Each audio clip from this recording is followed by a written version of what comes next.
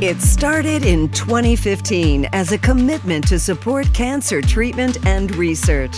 And since its inspired start, our mission has expanded into a true movement with one goal: to drive out cancer. From coast to coast, thousands of amazing AutoNation associates come together each and every day to drive pink. And from community events to Indy cars, it's become an integral part of our culture. Because at AutoNation, it's about more than buying, selling, and servicing cars and trucks. It's about taking care of people. With year after year of record participation, AutoNation is driving toward $35 million raised to fight cancer. And we won't stop until a cure is found. Because caring for others is the most important mission we'll ever take on together.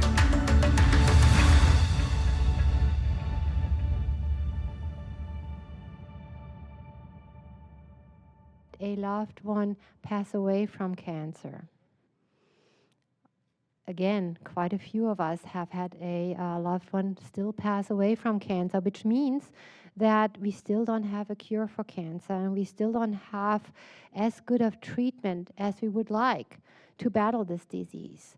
Now, the only way to counteract diseases such as cancer is through research. And research is very tedious, I must say, having done it myself for many years. It is, I always say, it's repetitive search because it can be very frustrating. It takes a very long time, and it's also very expensive, honestly. But that doesn't keep our researchers here at Florida Atlantic University trying to find new ways to prevent cancer, to diagnose cancer, and to treat cancer. And today we have 4 of our researchers here who will speak about very different aspects of their cancer research. What you may not know is that cancer is not just one disease. Cancer is actually a multitude of diseases that is caused by your own cells doing something that they are not supposed to do. They are growing excessively and they don't stop growing. And we're going to talk a little bit more about what that actually means and how our researchers are trying to battle this disease in very, very different ways. So without further ado, I'm going to turn it over to our panelists, and I'm going to introduce our first speaker. Dr. Gregg Fields is the co-director of our new Cancer Center of Excellence, Florida Cancer Center of Excellence. We received this designation together with Memorial Cancer Institute, and I'm going to turn it over to Dr. Fields to talk a little bit more about what he's doing and the Cancer Institute is doing. Okay, Karen, thank you for that nice introduction. And I'm going to provide a little bit of an overview in terms of some of the things that are going on in cancer research, as well as just indicating some, I think, some recent progress, but areas that we really need to consider in the future. So if I can get to my first slide here, which is just an overview, again, perspectives on new cancer treatments. And as Karen mentioned, much of what we're going to be discussing here involves this new Cancer Center of Excellence that we have. It's one of 5 in the state, for those who are unfamiliar with that designation. So the other 4 are Sylvester down in Miami, Moffitt in Tampa, Shands up in Gainesville, and Mayo. So we just joined them as the 5th one about a year and a half ago. So let me just start out with some numbers about cancer, and I don't think these are going to be very surprising to members of the audience in terms of, unfortunately, how many people are affected by this disease. It's expected that there will be greater than 1.9 million new cancer cases this year and more than 600,000 deaths in the U.S. So this is obviously a very significant number of people to be affected by this. For every 100,000 people, we have about 440 new cases of cancer that are going to be reported and about 146 that will die. In Florida alone, there's about 131,000 cases, 10,000 here in Palm Beach County, and about 45,800 deaths. This is 2019 numbers. So worldwide, we're talking about more than 8 million people who've died of cancer in 2019. That's 1 in 6 deaths, making it second to only cardiovascular disease. So again, this is a worldwide problem and one that really requires a great deal of attention. Now, the news is not all bad in the sense that if we really look at mortality from cancer, it's actually gone down in recent years. And you can see that by the red line on this particular graph. In turn, the number of cancer survivors has gone up. Now, one thing that we're seeing that does require some consideration is that because we've become very effective at dealing with other diseases, so diseases that people used to die of, they don't die of anymore. So now you're sort of limiting what is out there, and that's why you're seeing probably more people get cancer, but the fight against it is becoming more and more effective, which is why the mortality is going down and the survivorship is going up. Now, I'll warn you in advance, this is the most data-heavy slide I'm going to show, but this allows me to address a comment that Karen was making in terms of a cure for cancer, because it's often asked, why don't we have a cure for cancer? And really the reason we don't is that cancer is many diseases. It's not a single disease. So let me explain what's going on with this particular data, and I think it really points this out pretty well. On the right-hand side of this slide, it's just a list of different cancers. Okay, so at the very top, it talks about upper GI tract, and the very bottom is leukemia.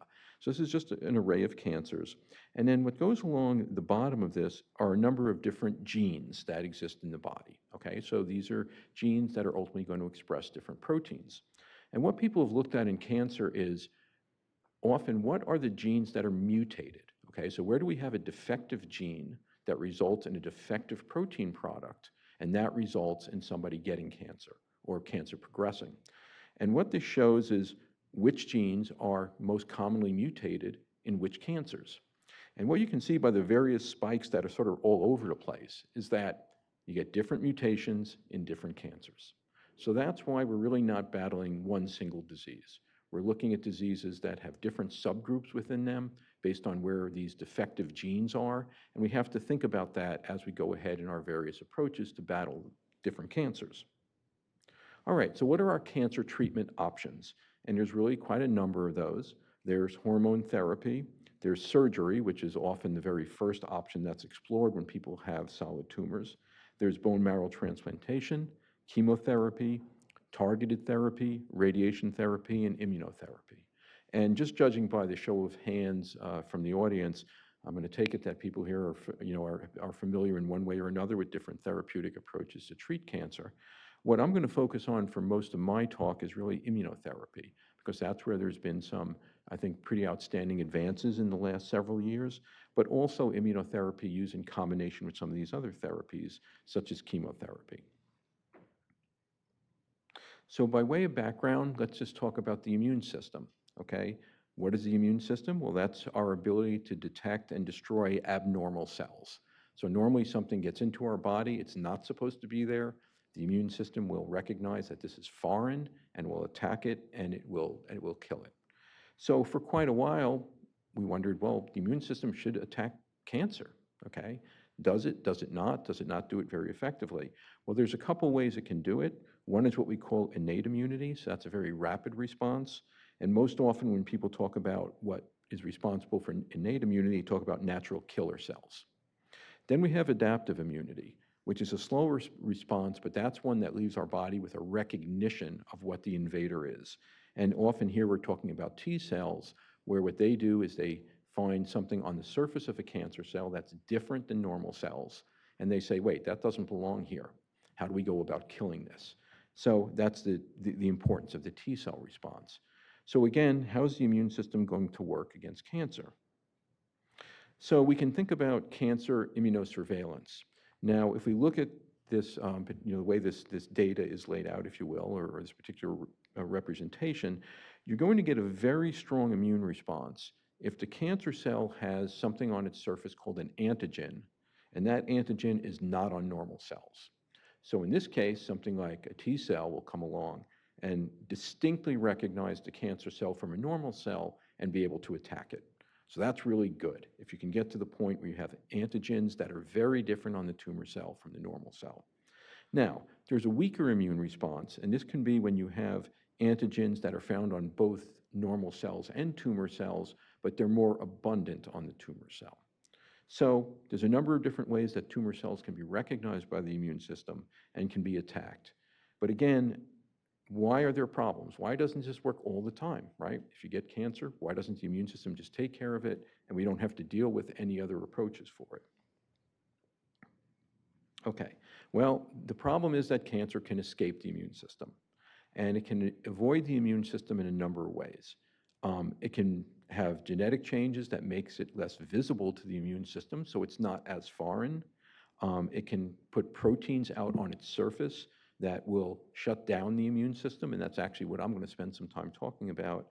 And you can also have normal cells around the tumor that sort of disguise the cancer from the immune system.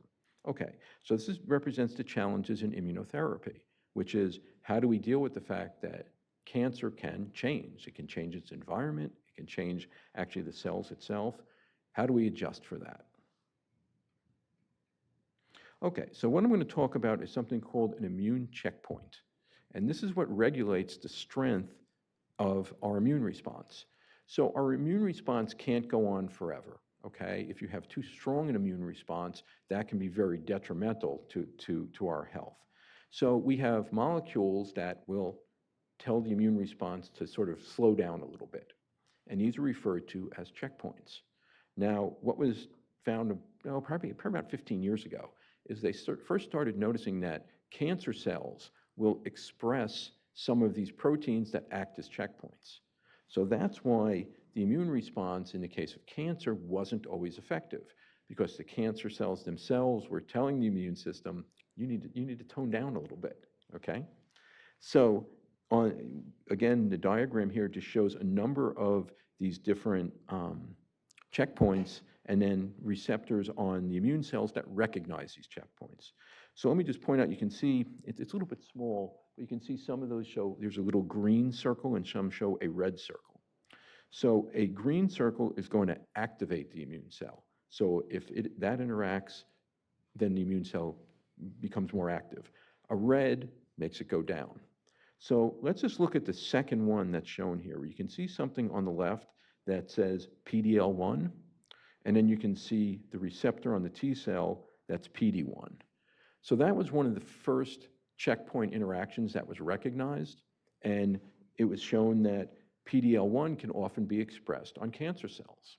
So they were shutting the T cells down through this use of a checkpoint.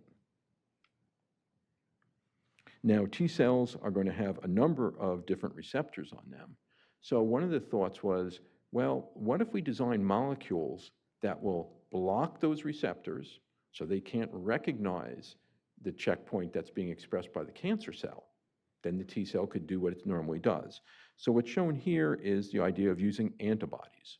And these antibodies are going to recognize those receptors, block the receptor, so the tumor cell can't tell it to shut down, and then the T cell can do what it needs to do. So I've shown a more specific example here where the antigen-presenting cell, again, that's going to be our cancer cell, and you can see that the T cell has this CTLA4, that's its receptor for the immune checkpoint. The B7 is the immune checkpoint. Now there's an antibody shoved right in between those, and that was one of the first antibodies that was developed to be an immune checkpoint inhibitor. And this way, the cancer cell cannot shut the T cell down. The T cell is going to recognize these antigens on the cancer cell and become activated, and that's what's shown at the very bottom of this slide, and then it can start to kill the cancer cells. So this concept of developing these immune checkpoint inhibitors really changed immunotherapy. It also allowed us to better understand why immunotherapy may not have been as effective initially as we thought it would be. Okay, so this is maybe the critical clinical trial that happened with immune checkpoint inhibitors. So these were patients who had advanced melanoma. Now, melanoma, when it's caught early on, has a very high survival rate. Stage 1 is something like 98% at this point in time. But the problem with melanoma is once it metastasizes, once it spreads down through the skin and goes elsewhere in the body, then the survival rate becomes much, much worse. So in these advanced melanoma patients, they were actually treating them with a combination of 2 of these checkpoint inhibitors. And what they were looking to block is one of the ones I just mentioned, the CTLA4, as well as PD-1. And this patient response was really terrific for this. You had an overall response rate of 60%. That meant 60% of the patients had some response to this. 25% had a complete response, okay? So basically their cancer was held in remission.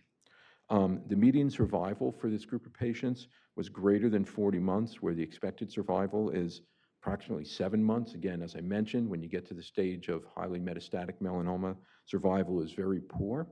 So, and there were very few relapses in the cases patients who responded. So this really opened the door to using checkpoint inhibitors. Now, on one hand, you see a great response rate, you see a terrific response for 25%, but it also leaves open the idea of, well, why did people not respond? Why did you get one group that did really, really well, but you clearly have others who did not? And what we found is that in order for the responses to work out well for immunotherapy, it's more than just the checkpoint inhibitors. There are other factors that are involved. So this is a really interesting clinical study where this is a combination of immunotherapy and chemotherapy. And in this particular piece of data, what I'm showing is the tumor volume, okay, how large the tumor is, and how quickly it grows over time. Now, if one treats with just chemotherapy, in this case it's platinum chemotherapy, you can see it's not very effective. That's the blue line. And you can see the tumor volume goes up very quickly. If one uses a checkpoint inhibitor, it's effective for a little while. You can see for about 20 days, tumor volume doesn't go up very much, and then it goes up. That's the green line. But if you use both, if you use the chemotherapy and the checkpoint inhibitor, you can see how flat this stays. That's the yellow line with the inverted yellow triangles. So why does that happen? Why does the combination work so well? Well, it turns out when you give the patient the chemotherapy first, it causes inflammation in the tumor. When the tumor undergoes inflammation and inflammation responses, that makes it better recognized by the immune system. So you've now gotten rid of the checkpoint blocking problem, and you've now made the tumor more recognized by the immune system. The immune system can be more effective. So these types of combination therapies are now being utilized to a great degree because we're seeing we can better improve the immunotherapy response through other mechanisms. Okay, so this is just a summary of the various immunotherapies that are now out there, and you may hear about different ones at different points in times. I've mainly been talking about the checkpoint blockade, which is shown on the upper right. One that's also becoming quite popular now is right below it, something called CAR T cells, where you take the patient's own cells and you modify them so they will directly attack the cancer. And then there are a host of others that are being looked at. But one problem that we have in treating certain types of cancers is that some cancers metastasize to the brain. Also, there are obviously brain cancers to treat. These types of molecules, immunotherapy approaches, are not very effective in the brain. The reason is they can't get into the brain, okay? Our brain is protected by what we call the blood-brain barrier, and that's exactly what it's supposed to be there for. We don't want all types of objects just getting into the brain randomly. But this immunotherapy, especially using these different antibodies, just don't get into the brain very well. So an area of research that we're now engaged in is looking at a better way to deliver these types of biological compounds to the brain. And that involves using something called MR-guided focused ultrasound. So this is an ultrasound technology where normally when you go into a magnetic resonance instrument, you're basically in this helmet. Okay, so the patient lays down, they're in this helmet, whole thing goes into the MRI. Then they're treated with ultrasound. And it's a focused ultrasound on the brain. And what this does is it causes a temporary disruption in the blood-brain barrier. And that allows better passage of drugs into the brain. So just one piece of data I'll show from this, which is the treatment of a number of patients who had breast cancer that metastasized to the brain. This is an antibody treatment. And again, as I mentioned, antibodies normally don't get into the brain very well. But let's look at these 4 patients. And we're going to go from left to right. So if you look at patient 1, you can see when they start the treatment, there's a fairly large mass, which you can see the yellow circle around. Then after the treatment, after 3 months, you can see it's greatly reduced. So this antibody was able to get into the brain, and the way this antibody works is it basically stops cancer cells from dividing.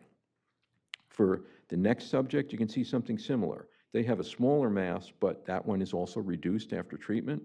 Then if we go to the bottom two subjects, same thing. Again, you look at where they start, where they are after 3 months. And again, you're seeing a great reduction in the presence of the cancer in the brain. So this is something we're very encouraged by.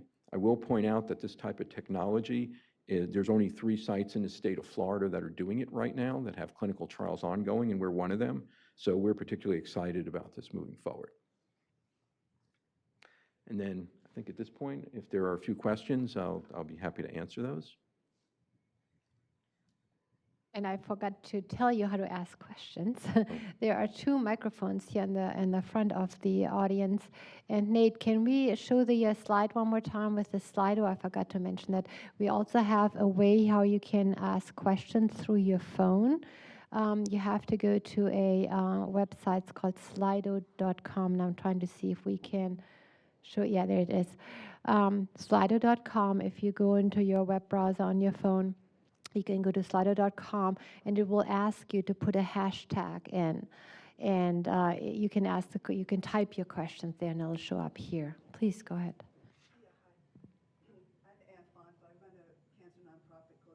Policy project. We're very concerned with harms from treatment. So I was wondering, you know, it's become obvious we need to test, tool, respond, because if we don't, there's real problems. Is that in effect for this treatment that you just outlined? So are you referring to this ultrasound, that particular treatment, or general immunotherapy? The immunotherapy you were talking about. Because Right. I mean, I read about harms and they're pretty bad. Right. So, you know, I mentioned, one of the last things I mentioned, the immunotherapy, is I talked about CAR T-cell therapy. So that was a therapy that showed great promise because that you can do individualized for the patient. The problem there when they first started doing it is it produced a very strong response, a very strong immunological response, and was actually quite problematic. So there is concerns with any of these approaches, and I guess especially in the immunotherapy field, that you're going to produce something that's too strong a response, and even, you know, shutting down the checkpoint inhibitors. So one is, you know, one does look at the balance of what goes on. Normally what happens, and this is actually going on with our clinical trial with the ultrasound, is that you start with a very small patient population and you look to see how these responses go, and you're determining not only what's effective, but also is there any problems with it. And then from there, you move on if things look good. So yeah, you do have to look at both sides. None of these things are perfect. There are side effects, and one often has to learn to modulate the side effects. Any other questions? And, you know, if I may add, most of you probably are familiar with chemotherapy, and the reason your hair falls out and you have some digestive issues typically is because chemotherapy is not targeted. It actually kills all of the cells in your body, and those that grow faster get killed earlier, and that's your hair follicles and your intestinal tract cells. They get killed early, and that's why you have those side effects. Are there any other questions?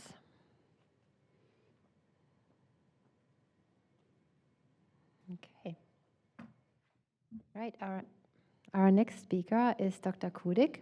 Dr. Kudik is faculty in our Department of Chemistry and Biochemistry, and she will be talking some more about vaccines against cancer and what that means. So we're moving on from immunotherapy to vaccines now. Thank you, Karen. Thank you for coming. I will first show you an introductory slide about my lab here in Boca, in the Department of Chemistry and Biochemistry. I have around 5 graduate students, and each graduate student have 1 or 2 undergraduate students. What do? We are in the field of glycosciences. We work at the interface between chemistry and biology.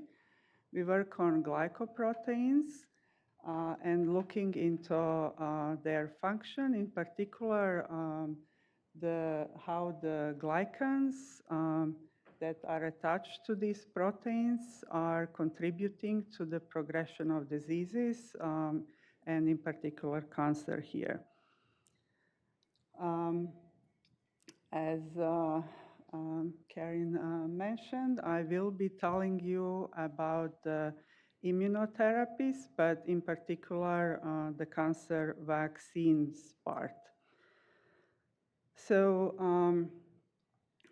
as it was mentioned, when we have our body identifies the tumor cells, something that is abnormal, normally the immune system would respond. But sometimes, for the reasons that we said, that cancer cells find a way to evade our immune system, our body needs kind of additional way to wake up to the immune system. And so that's what we do with the vaccines. So the vaccines help a person's own immune system to fight those cancers. There are two types of vaccines that I will tell you today about. One is treatment or therapeutic vaccine, and the other is preventative or prophylactic vaccines. So what are the treatment or therapeutic vaccines? Where from the name you can guess that those are the type of vaccine that we would give to the patients who already have cancer. So it's to treat disease, not to prevent. These vaccines have two main ingredients. One is that antigen, the biomarker, what we mentioned, something that is specific to the cancer cells so that our immune system can distinguish between the normal cell and the cancer cell. The other part of these vaccines are what we call adjuvants that are kind of sort of a red flag for the immune system to recognize, and that as a kind of boost to the process. So in this case, then these vaccine, the cancer therapeutic vaccines can find, our immune system can find the cancer cells and destroy them. You may have heard that about these therapeutic cancer vaccines, and you may you may say that many of them did not work, and that's very true. So on this slide, I'm going to try to explain why they did not work. Mostly they did not work because they were given to patients with advanced tumors and patients who went through the chemotherapy. So their immune system was already low. So with this advanced cancer, what happens, the cancer cells constantly progress and they change those specific markers, antigens. So by the time when we are giving the vaccines, we have tumors that are very heterogeneous, and we may not, they have some other markers, not just the ones that we are giving with the vaccines.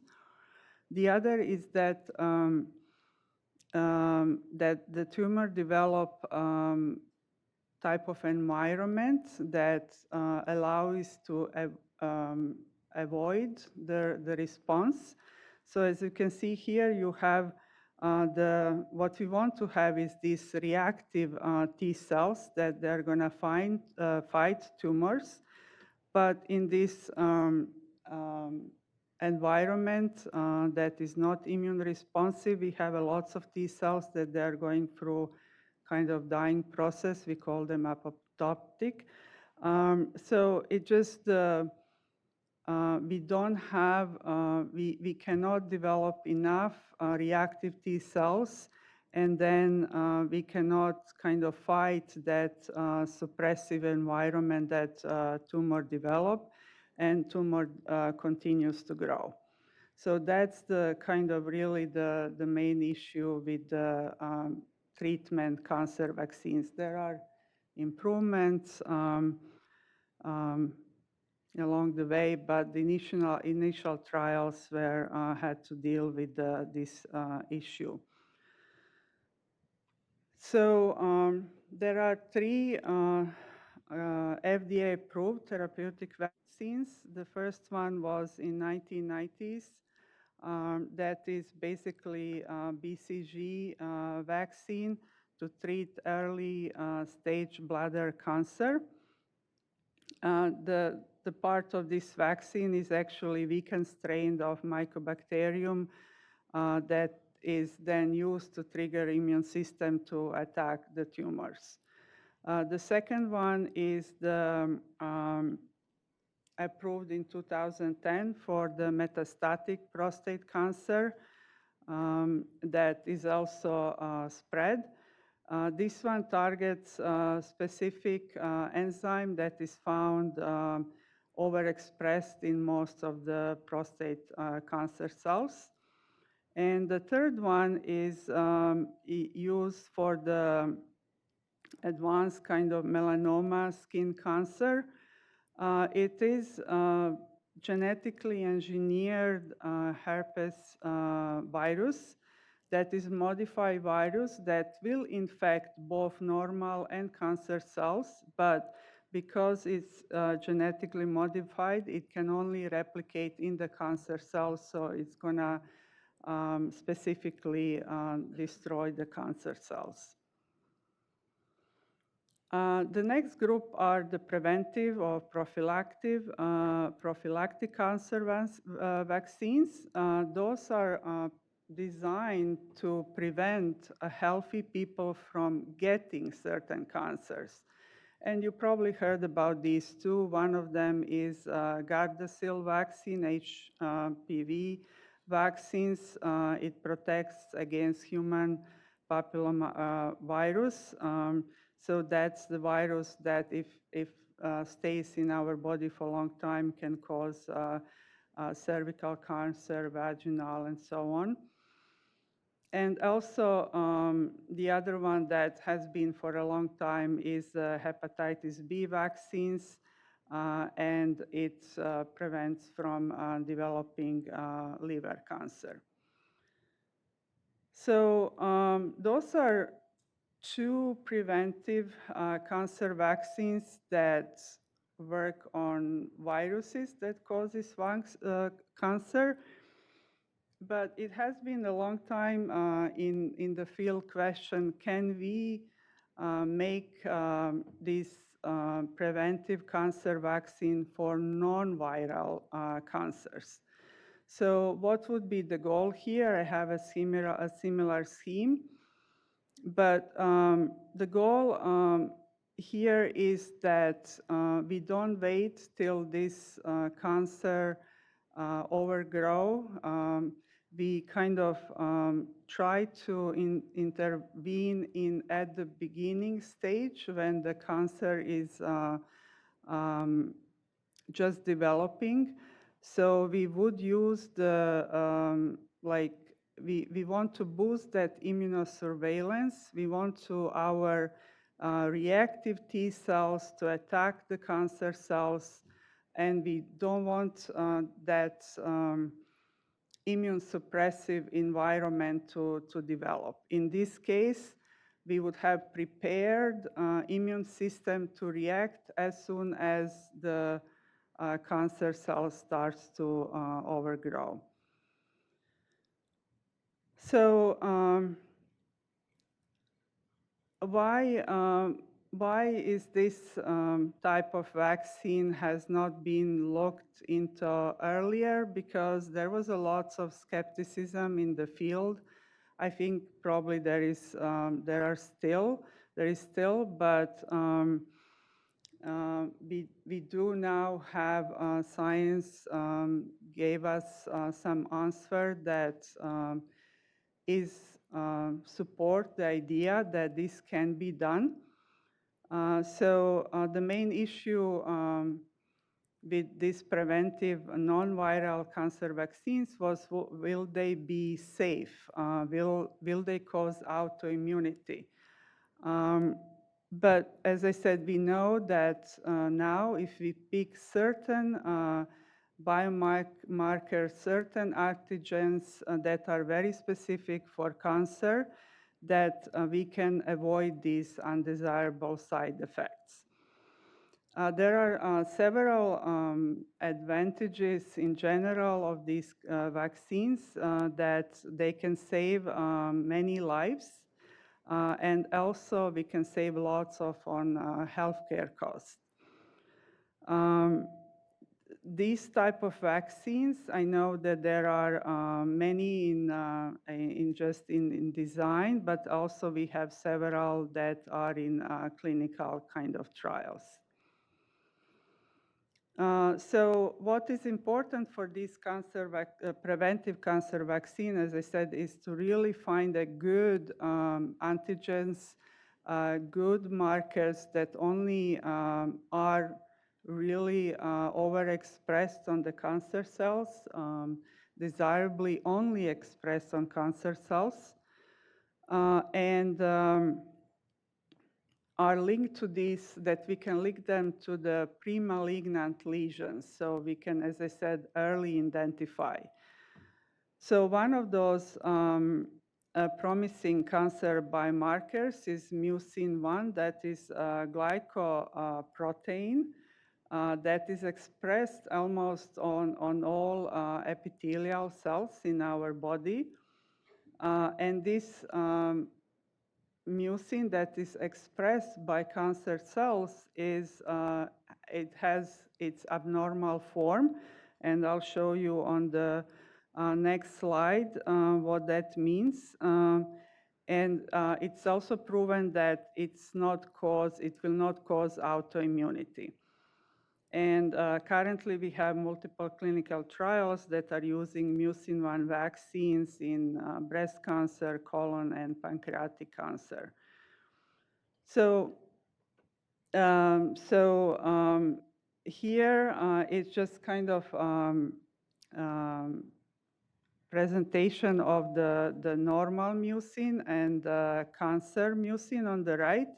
The protein is this gray chain, and the glycans are on this colored yellow, red, and blue. So you can see in the normal mucin how we have a lot of these glycans attached to the protein. We don't have that in the cancer, and these glycans are actually markers. They are antigens that we want to target because they are specific for the cancer cells. This is probably another easier explanation.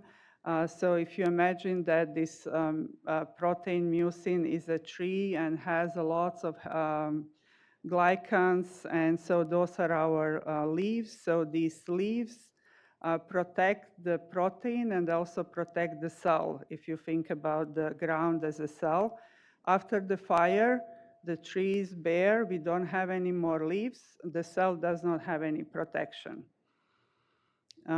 So in my lab, we work on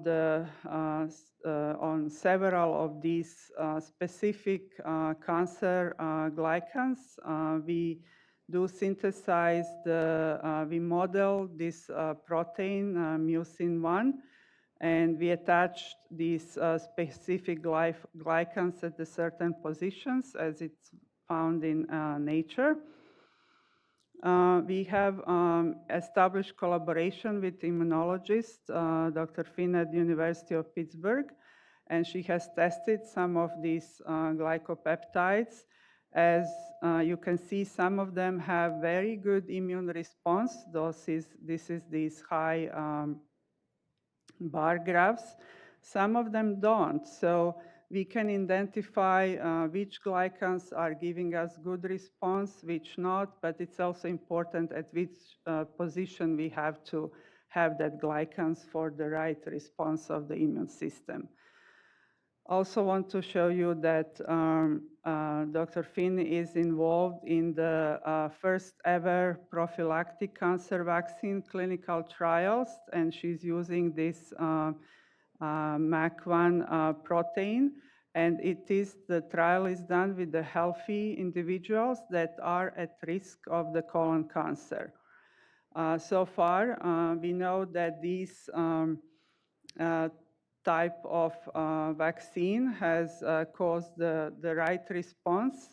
We have isolated a new anti-mucin antibodies that are very specific for the response to cancer. And this vaccine also show good in vivo safety. None of the patients had any adverse effects.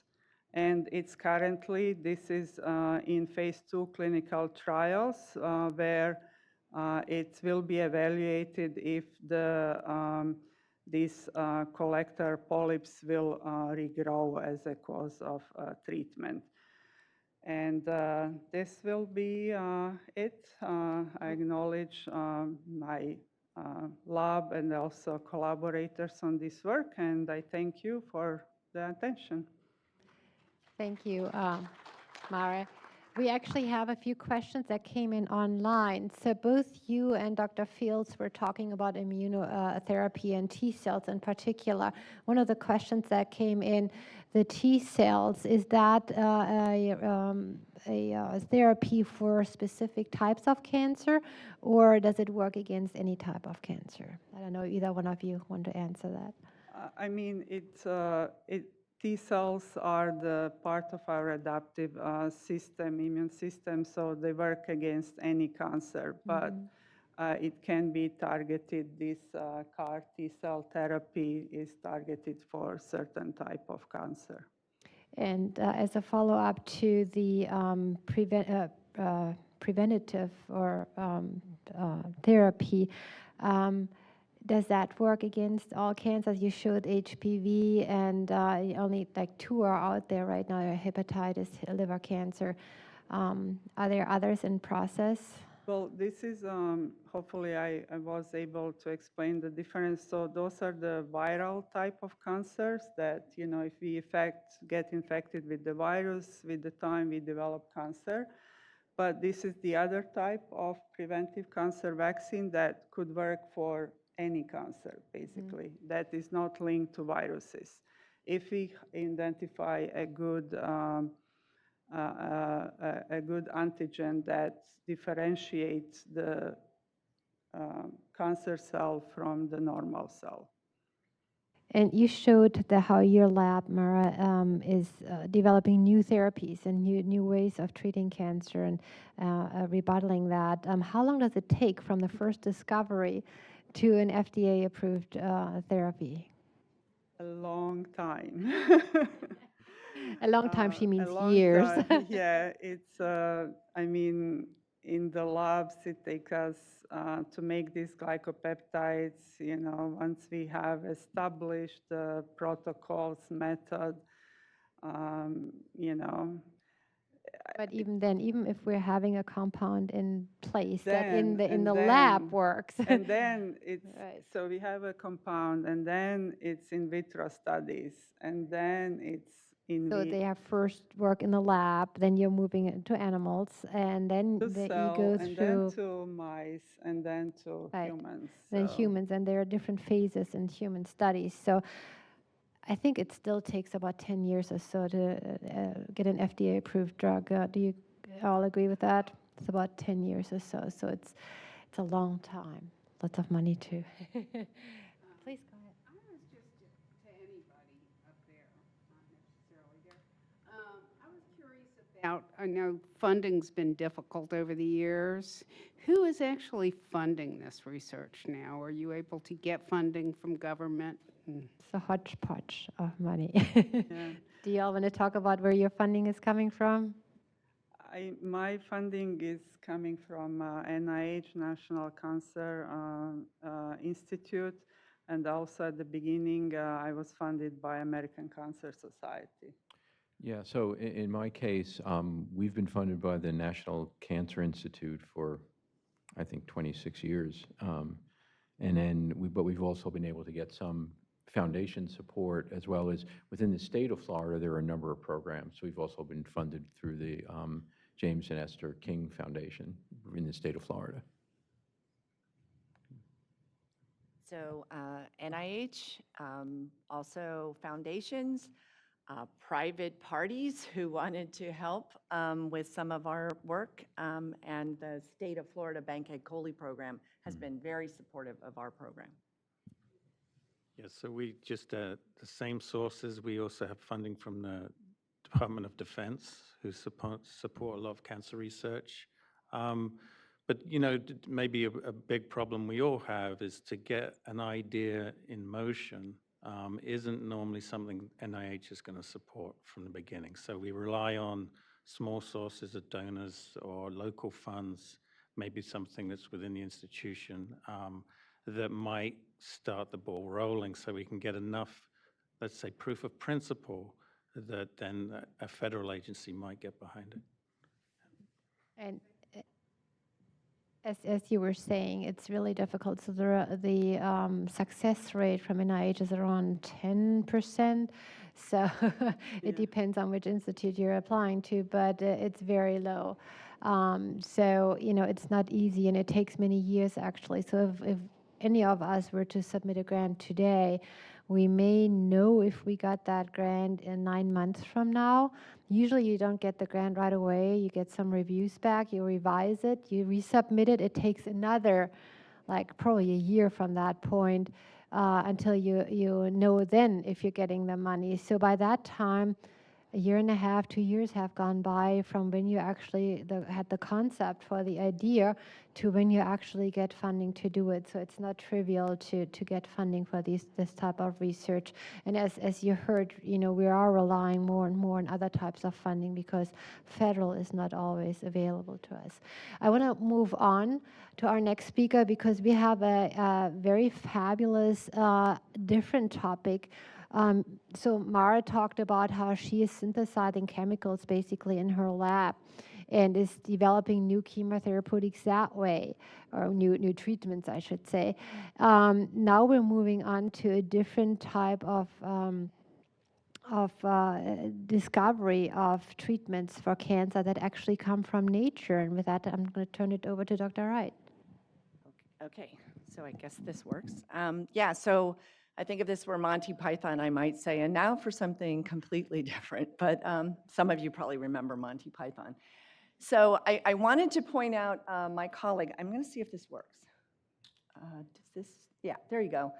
That's Dr. Esther Guzman, who is not here with us today, but she's our cancer biologist in my lab. And so I collaborate with her, and I want to make sure that you know that we work as a team, and so the two of us work together. And Esther's the brains behind most of our cancer biology testing, and then my group does the chemistry. So what I want to talk about today has to do with something called a natural product. So a natural product is a small organic molecule that is made by a plant, an animal, or a microbe, and it's not part of the essential biochemistry of the organism. But it takes energy and resources for an organism to make these chemical compounds.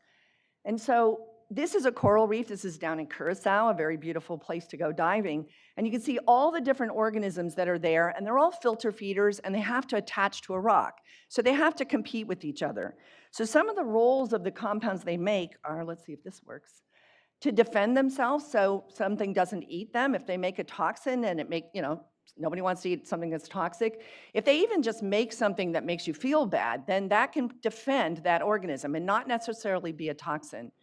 They need them to colonize space. Somebody wants to grow over the side of you. If you make these compounds, I always like to say if you're like the dump, nobody wants to live next to the landfill. So if you make compounds that smell really bad or whatever, they keep things away and you can have more space. You can have a bigger yard.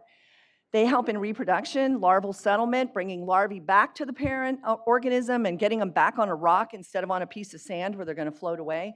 It can actually keep other larvae of other organisms from landing on top. So there's lots of different roles. Generally, we say that they help to communicate. They help organisms communicate. These organisms don't have voices. They're very primitive, low on the evolutionary scale, but beautiful organisms. So that's a natural product. I think everybody in this room has heard of some natural products. So I'm going to see if this will work again. That's caffeine. Maybe you had some coffee earlier today and you had some caffeine. Very famous natural product. The next one over is morphine. This one's called salicylic acid, comes from birch trees. And so if you're out in the woods and you get a toothache, you can go find a birch tree and chew on it. And what we usually use is the one next to it, which is a simple synthetic analog called aspirin, or acetyl salicylic acid. So sometimes it's not the natural product that we're going to use as our medicine. Maybe it's not stable enough. Maybe it doesn't get into your blood system the way you need it to. But you can, sometimes it is actually the natural product, but you can modify them. About 78% of the antibiotics down here, there's an example of penicillin, actually come from nature still, even to this day. And the two at the bottom, I'd like to hope nobody in the room actually has had to experience these, but it's Taxol or paclitaxel and doxorubicin, also called adriamycin, which are used, I know when my sister had breast cancer, those were drugs that she was given. So once marine natural products have finally kind of made it, I think there's about 15 approved, and there's probably about 30 different ones in clinical trials right now. And one that's near and dear to me and has a Florida story is this one right here called Yondelis. Comes from this beautiful little tunicate that you can get from about Fort Pierce, Florida, all the way around into the Florida Keys. And it was first found that it had some activity from, well, the tunicate itself from the University of Miami. And it took until about, 20 years before we had technology sufficient to determine what the structure was. And that's part of what I did on this molecule. It's now approved in about 70 countries for soft tissue sarcoma and in some countries for ovarian cancer. The one next to it, it's one of these analogs. Maybe you can see this bottom part of the molecule. I know you guys aren't chemists, most of you, so this is just like the way we like to draw stuff, but this little bit looks different. And what that did, that made that compound much less toxic, and it's now approved for what's called small cell lung cancer, which is a kind of rare form of lung cancer, but there's only 2 treatments, this one and another natural product. So natural products are still being used all the time. Let's see if this goes.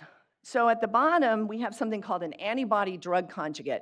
And this is where we're seeing some of the really toxic compounds that nature makes. If you tie them to an antibody, and we've heard a lot about antibodies from some of the earlier people, if you can get them to something that's just on that cancer cell, you can deliver this really toxic drug just to the cancer cell. And we're seeing really great success with this.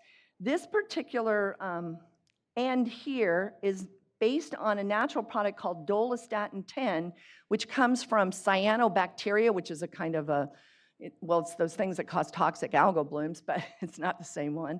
And it also comes from a little sea hare. That's where it was first found. So we're finally getting things into the clinic. So our program, we work really as a team. We have a collections group, so people who go out, everybody likes to go out and go scuba diving or go on the ship. We have a chemistry group, that's the group that I lead. We have the biological testing, and we don't just look at things for cancer, but today's focused on cancer.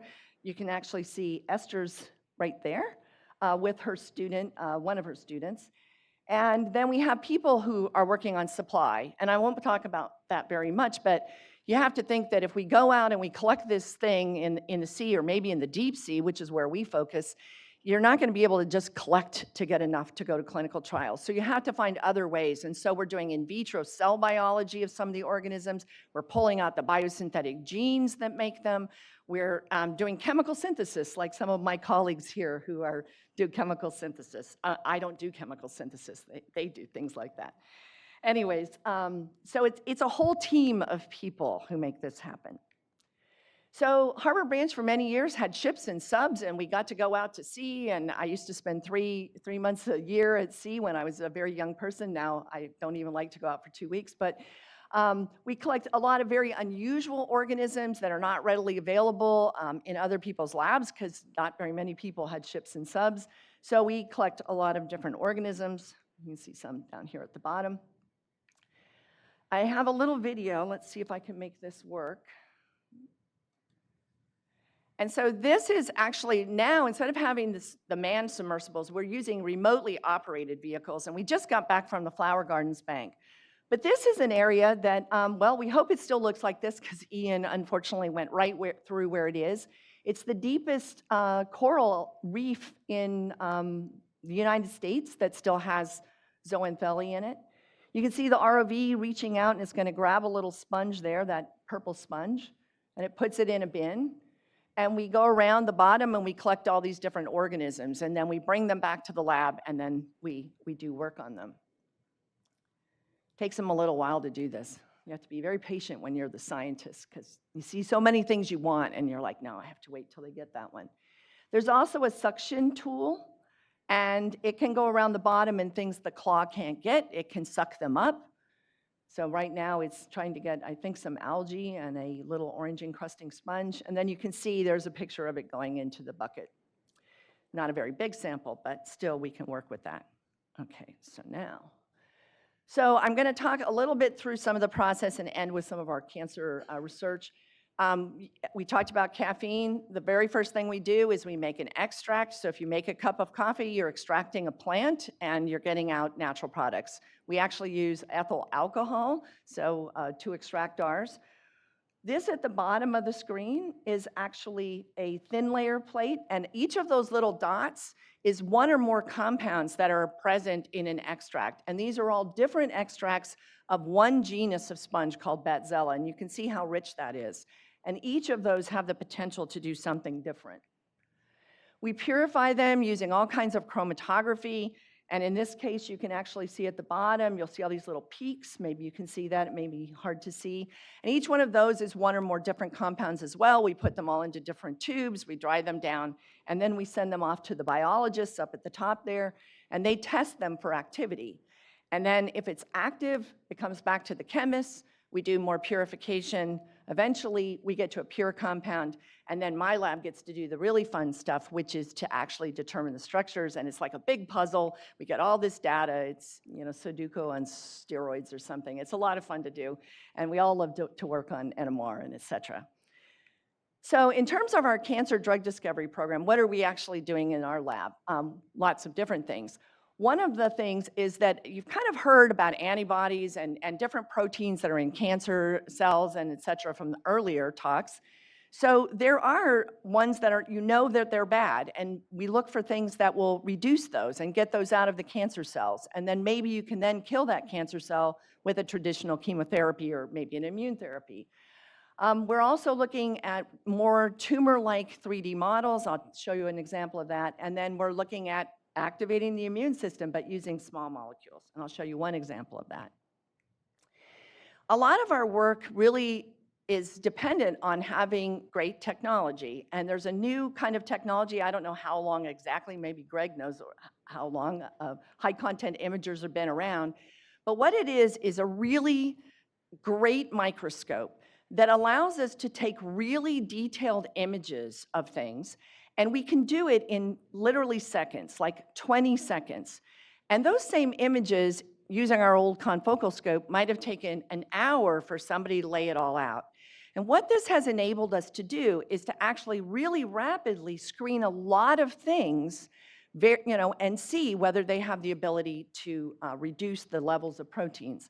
And so an example of that is here. This is, hopefully you can see there's a lot of pink on this side, and the cells look a little differently, but the pink is a protein called survivin, and you don't want survivin. If you have survivin, it keeps cancer cells from dying and undergoing programmed cell death, and it also allows them to divide faster. So you don't want survivin. And then when you treat with one of our natural products, hopefully you can see there's a little bit less pink over there, and so we're actually reducing the levels. So this is just two examples that come from our survivin, looking for compounds that reduce the level of survivin. And this is a sponge that actually comes from where that Pulley Ridge area was, where the video came from. And you can see, once again, this is, I think, the same image. It has a lot less than the control over here. And then here's another sponge that comes from a deep water reef that's down off the Florida Keys. There's a big area called the Portales Terrace, which is incredibly rich in different organisms that nobody even knows it's there because it's so deep, down about 1,000 feet. And then you can see, once again, this had an 86% reduction. And so these are just two examples of trying to find compounds that might be useful in overcoming cancer. So in terms of the 3D cultures that we can now run, we really couldn't do that. You could grow 3D cultures, but you couldn't really image them well. And so now with the high content imager, Esther is able to grow, in effect, little tiny tumors in her assay plates. And I was going to bring an assay plate to show you. An assay plate is, think of a little square that has 384 little like test tubes in it. So she can test 384 things at one time, which makes it so you can test a lot of things. Traditionally, we have actually looked for most of our chemotherapies by just growing these cancer cells adhered to the bottom of this little test tube. So they grow on surfaces. And that's worked, and we find compounds, that like paclitaxel and Taxol, they're all active in that kind of model. But they really don't emulate a true tumor for one of these solid tumors like, breast cancer and colon cancer, et cetera. But now you can actually grow them as these little spheroids. And then that gives you the advantage that, for example, nutrients don't go through the whole spheroid. So a real tumor has the same thing where there's nutrient gradients. So a lot of nutrient on the outside, less on the inside. More oxygen on the outside, less on the inside. And so it gives you different ways of targeting that tumor. So we set about to do a screening of our natural products, looking for ones that would not be active over here in the 2D, because that'd be like what we found before. We didn't want to find that again. We wanted to look for stuff that would be different. So this just shows some of the images, and so I'll walk you through some of these images. So the first one here is just treated with solvent, and so the blue, and it probably looks pretty fuzzy, but each of those is the stained of the nucleus inside this three-dimensional spheroid, and so when you image it, it looks like that. You might notice there's a little green, and the green is a stain that detects that programmed cell death or apoptosis, which is how we want to kill cancer cells. We want to kill them through something like programmed cell death rather than just lysing them. That's not a good idea. And then there's a little bit of pink, and those are dead cells. And so that just shows in one that's just kind of growing and doing its thing. There's a little bit of this, death in the center of the spheroid, probably due to nutrients, not enough nutrients, et cetera. If you treat with a drug or a compound that's been found by Abbott, or I think they're AbbVie now or something like that, Gregg probably knows, you see all this green. So these ones, this particular compound can induce apoptosis in the spheroids. And so it would be useful potentially in treating the tumors. And here's one of our marine natural products, and you can see that there's a lot of green, but there's also a lot of the pink in this particular one. And what we want to point out is that it's about sevenfold less active, more active, so we use sevenfold less compound to get the same response, or maybe even a better response, than with the compound that's been really optimized to do apoptosis.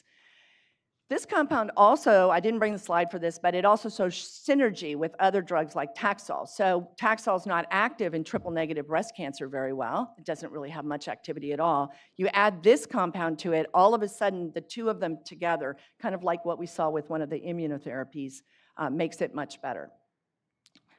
On to the next. And the last one I'm showing as an example, we heard about immune checkpoints. Well, you can also look to see if you can find small molecules that will reduce the level of those proteins so that they're not there. So once again, the immune system can activate them. And so Esther has set up an assay where she's looking for this B7H4. It's one of the immune checkpoint molecules. And in this image, it's the red. And so you see there's quite a bit of it. These are pancreatic cancer cells. And this is one of our compounds. And when you look over here, there's a lot less red. And in fact, you're actually seeing green, which is just a cell mask that allows us to see those cells. So there are small molecules that, in addition to the antibodies and all the other things we've heard about, small molecules can also restore that immune response by getting rid of these molecules that are being put on the cancer cells that keep your immune system from seeing them. And so I always like to kind of conclude with our, we're at an oceanographic institution, which is part of FAU up in Fort Pierce. There's incredible biodiversity in the oceans, but also on the entire planet. There's new knowledge of what drives disease. Every single day we find out something more, a new way to potentially intervene in cancer, so we can take advantage of that. When we use new technologies like the high content imager, which open up whole doors to be able to really rapidly screen stuff we couldn't do before, I think we can actually revolutionize treatment, and we can find things that are really, the drug of tomorrow, the dream drug. And It's really important to conserve biodiversity. I always have to say that message because, you know, we need to make sure that these things are out there. Maybe the cure for Alzheimer's is in the sea. So, you know, be careful what you put down the sink or whatever. So that's it for me. Oh, and, well, I always have this slide. And thanks for listening, and thanks for, these are all the funding agencies. Thank you, Amy. Please go ahead. Fascinating, but the size of the universe seems so large. How do you sift down all these compounds you find and then arrive at how do you arrive at what's active from all these massive numbers of things? And then part two, if you find something that's active and works in this model, how do you go about fabricating so that there's sufficient amounts for the industry to use? Okay, so the way that we sift through is that we have all these assays that are set up, and then we test we actually test as mixtures, and then we go further and further towards pure compounds. So we always have kind of a target, like we want to reduce the level of protein X because we know it's keeping cancer cells alive. It's allowing them to survive. So we go back and forth in this process until we find a compound that does what we want. Then to get enough, that's where we have to do things like, these days people can actually pull out the genes from the organisms, and we've been doing this. We just did one for this compound called lobsonolide. We're working with a guy at University of Wisconsin. And he was able to figure out exactly which genes in the organism make it. And then now they've made like a circular plasmid that they're putting back into like an E. coli. And then that E. coli hopefully will be a little factory. So we don't need the organism anymore. So just a little bit of DNA might help us to do that. We're also growing the cells. And we have Shirley Pomponi has these sponge cells that she has rapidly dividing, and they're making the compounds. And then, of course, you can synthesize them in the laboratory. So if it's a simple enough compound, then, and we have a couple right now that look really good that I think probably even I might be able to make them, and I'm not a synthetic chemist. So that's kind of where, you know, how we have to do it. Does that make sense? But I know. So plasmid, just for everybody's notice, is a small piece of DNA, a circular piece of DNA, and E. coli is a bacterium that you're using to make more of whatever protein is coding, the DNA is coding for. I know we have a number of online questions. If we don't get to all of them, I know we're running a little short of time. We will set up a website with all of the questions that came in today and have our 4 panelists answer them. So please look out for that. We're going to distribute that. The one question before we move on, though, what is the biggest need that either one of you as a researcher need to move your cancer research forward? Any of you can answer, or all. What's the biggest need? Mm-hmm. Money. I knew you would say that. Yeah, and as money and time, right? But time is not anything anybody can give us. So money is probably, as we mentioned previously, it's rather expensive because it's a very lengthy process, and you know all the people and supplies that go into the whole procedure are quite elaborate. All right, I know we're running out of time, so I'm going to, without further ado, introduce our last speaker today, which is Dr. Grant. Dr. Grant is faculty in the Biomedical Science department, and he actually does work on the genetic side of things. So I'm going to have him tell you what he's actually doing. You may have heard of genetics, so he will tell you a little bit more about how to use genetics.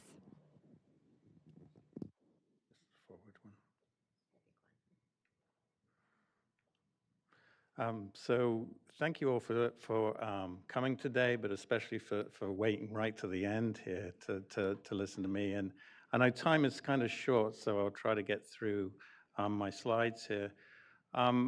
So we study a specialized field of genetics called epigenetics in our research lab, and I'll give you an explanation of what that is in a moment.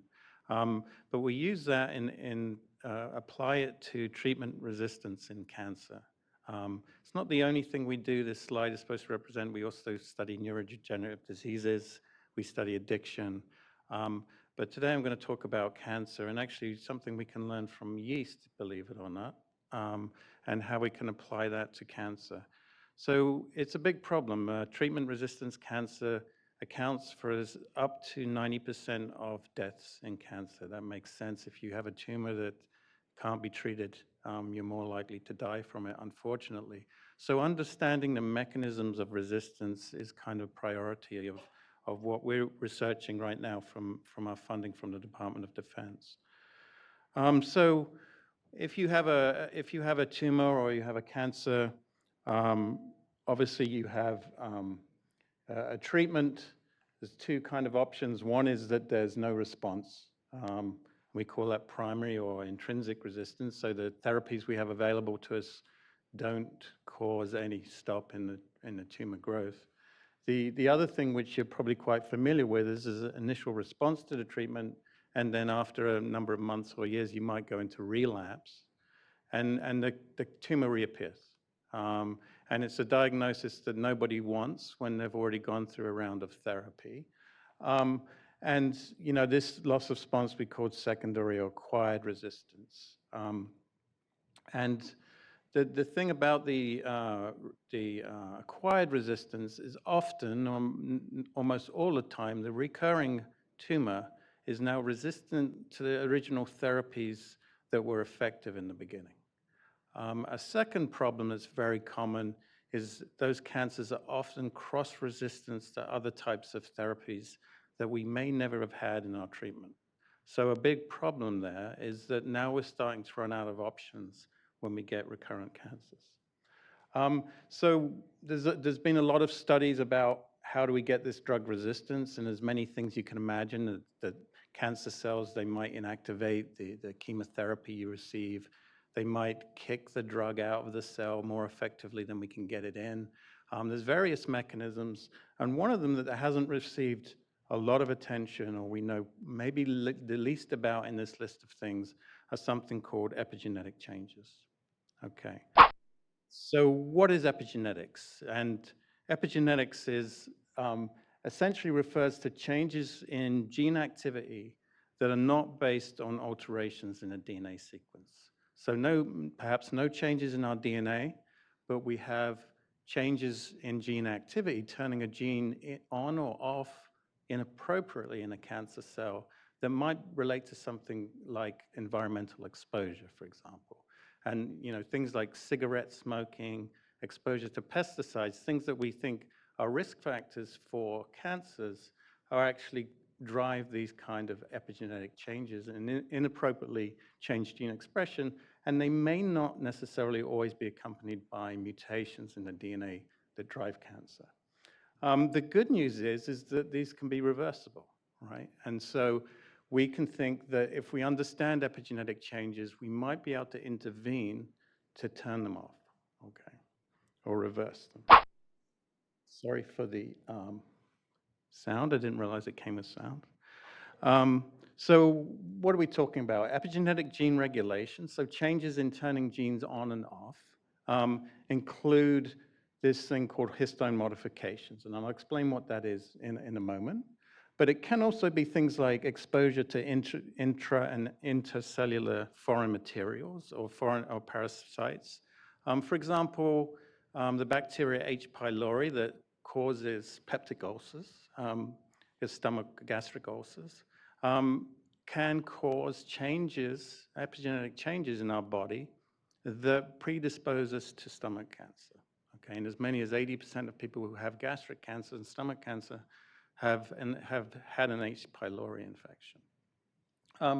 Other examples can be, you know, environmental factors, like I mentioned. It could be exposure to too much sunlight, could be smoking, and those kind of effects. So you may be familiar with the Human Genome Project. So essentially, many, many millions of dollars went into sequencing our genome, so sequencing our DNA, so that we could use that information basically to understand all of the genes that are in our body, maybe get some insight into what they do. It also led to the field of understanding mutations in our DNA and how those might predispose us to cancer. But Also during this kind of period, there was a realization that we might have what's called, instead of a genetic code, a second genomic code, and we call that the epigenetic code or the histone code. And what that refers to is the fact that our DNA on our chromosome isn't naked. It's wrapped around a group of proteins called histones that package our DNA into our cells, into our cell nuclei. So you may have been, I don't know what happened to the background of this, so I apologize for the color, but you may have been wondering all day, how do I get 10,000 miles of spaghetti into a basketball? Okay. So that's the problem we have when we try to get all of our DNA on all of our chromosomes into one cell. We have about 2 meters of DNA in every cell, so slightly taller than I am. But we have to get it into a space, into a nuclei, which is, thousands of times smaller than that length. Okay, so the way we do it, the way we get all of this spaghetti into a basketball is to package them around histone proteins. So DNA wraps around these histone proteins, kind of like winding thread around a tuna can, and those tuna cans then stack on one another, and then we can kind of package away all of these, all of our DNA, all of our rich genetic material into every cell in our body. So histones serve this important function of packaging our DNA, but that's not the only thing they do. Histones at the middle of, around which our DNA wraps, and the DNA is in gray right here, are actually decorated with all of these chemical modifications, and you can think of them as kind of lollipops on different amino acids. And these modifications, these chemical modifications, can determine things like turning a gene on, if it's, let's say it's one of these green marks right here, or turning it off, one of the red marks right there. Or it might signal for something else, like there's some DNA damage that might need to be repaired. And so probably for every occasion, we have a set of these histone modifications that essentially decorate our DNA and create a landscape which makes us who we are. It makes a liver cell a liver cell. It makes a lung cell a lung cell, if you want to think about it that way. And there's many, many different types of these chemical modifications. So you can add acetyl groups, methyl groups, ubiquitin, all kinds of different chemical moieties. So it's actually a very complicated process. And for each one of these chemical modifications, there's more than one enzyme. Okay, so there's more than one way of adding these kind of stop and go signals to our different genes. And that's done by adding them to histone proteins. So histones have this dual functionality. They regulate our DNA and our gene expression, but they also package our DNA, okay? And so they're really the gatekeeper of opening up our DNA and closing it away, packing it away. The unfortunate thing is that these things can go wrong in cancer, okay? And there's a lot we know about that. Like you can go through the literature and say, well, let's just consider histone acetylation, adding an acetate mark to the amino acid lysine on histones. So there's lots of stuff in the literature that says, well, all of this list of things can go wrong.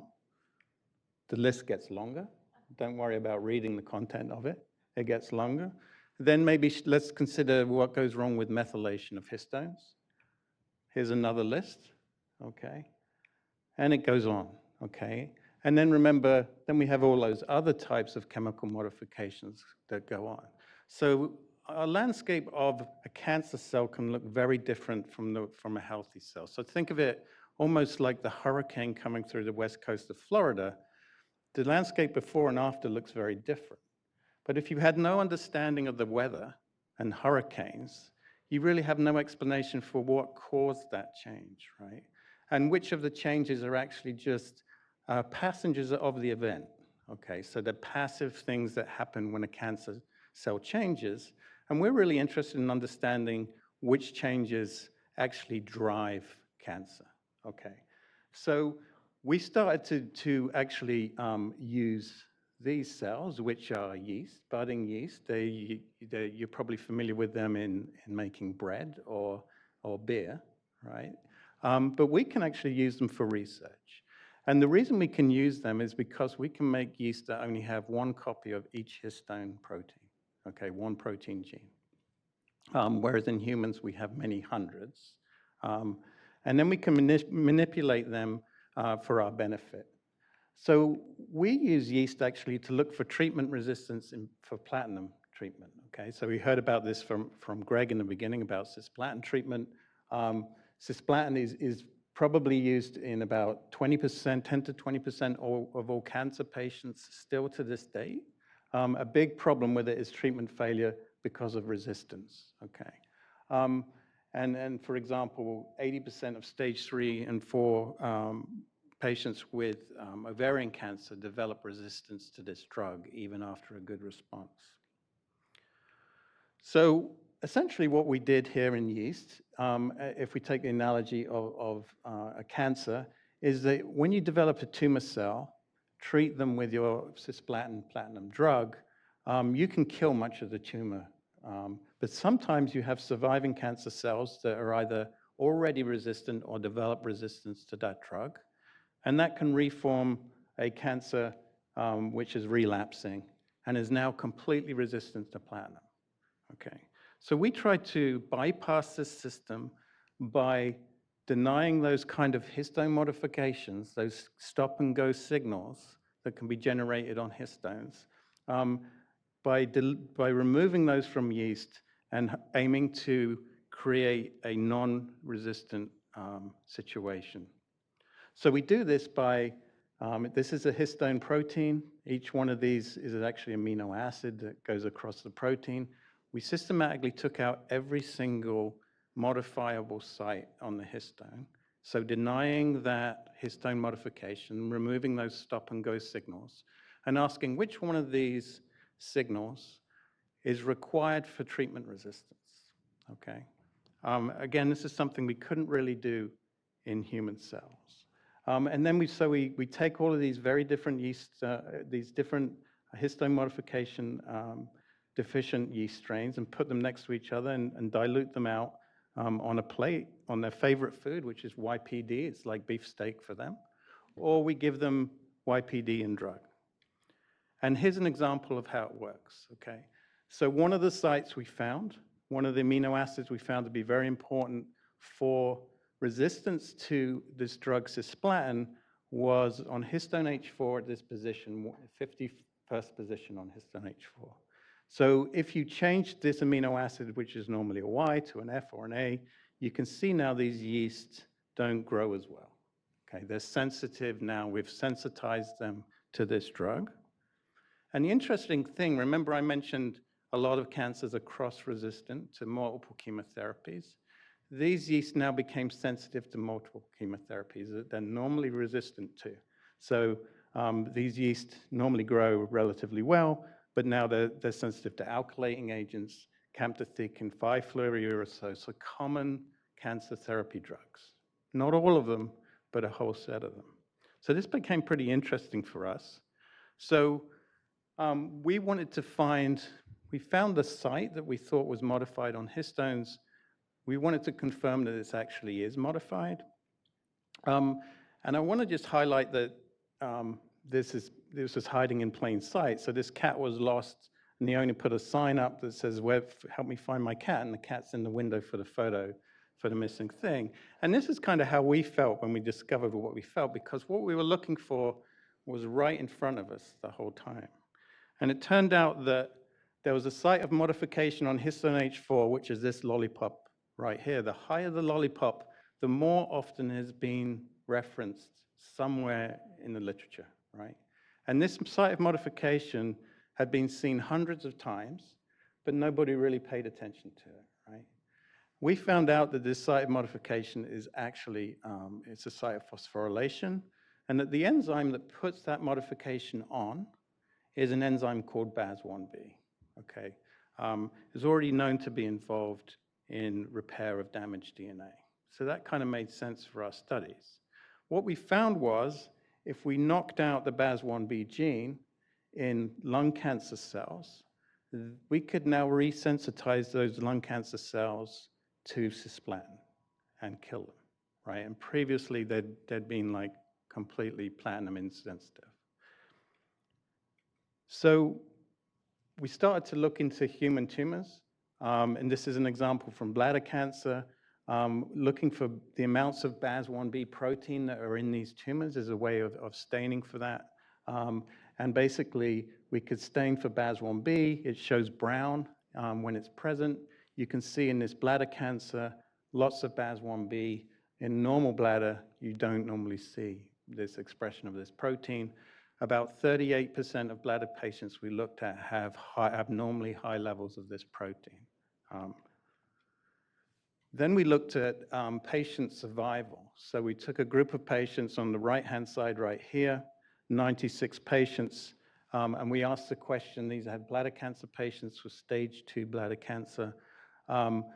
We asked about their BAS1B status. So in blue are patients with low levels of BAS1B, and you can see that after a few months, most people with stage 2 bladder cancer survive. They survive 60 months out. As many as 85% of them have been treated and responded and are still alive. But patients who have high BAS1B, we found their survival curve dropped very dramatically. So a differential of 29 months in survival between patients with low and high BAS1B. So then we decided to look at other cancers.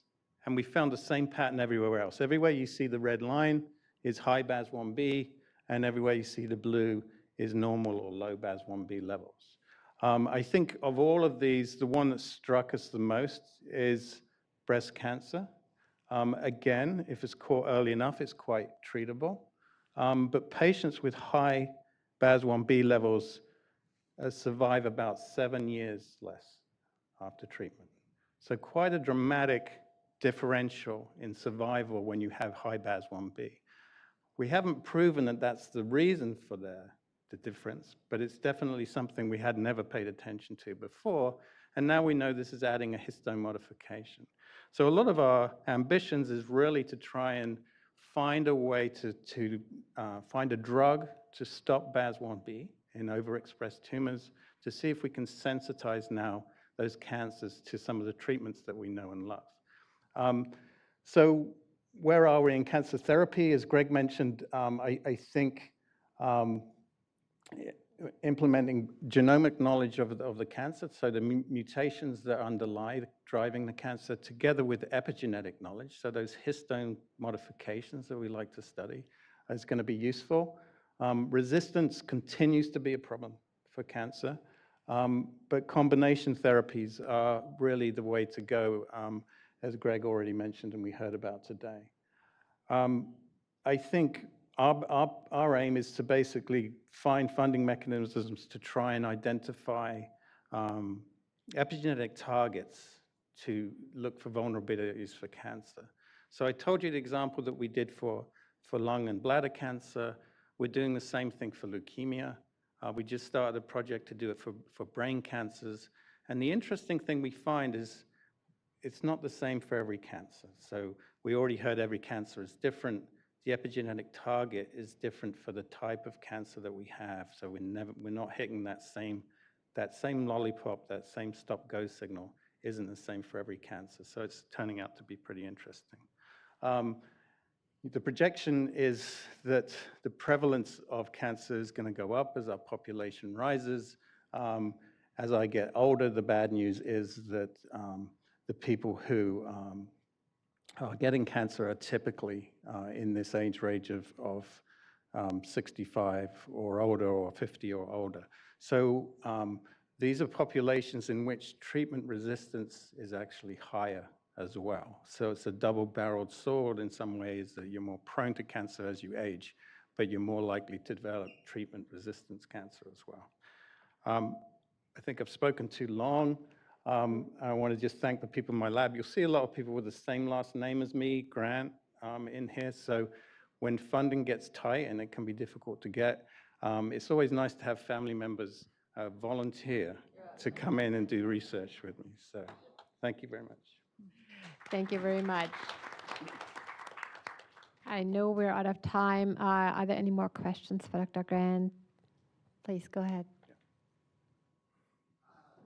I wish that if I ever get cancer, we could have all four of you in a room, and then my wife could listen to you and recommend the final treatment because a man should always listen to his wife. But seriously, if I get cancer, it's very common. Where do I go? What's my next step?